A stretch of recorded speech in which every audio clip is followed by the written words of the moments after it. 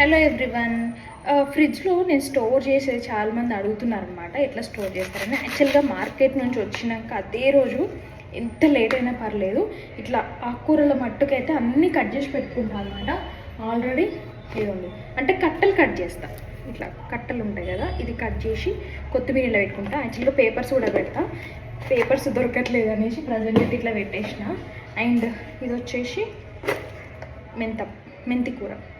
అన్ని పోపులలో నేను మెంతి కూర సీజన్స్ ఉన్నప్పుడైతే ఎక్కువ తీసుకుంటా. అండ్ ఈరోజు అయితే బచ్చల కూర ఎక్కువ తెచ్చిన అండి. 20 రూపాయలకి 5 కట్టలు ఇచ్చారు. రేపటికి ఇది కట్ చేసి పెట్టుకుంటున్నా. ఇది ఫ్రిడ్జ్లో పెట్టేస్తా, మార్నింగే కదా వంట చేసేసి.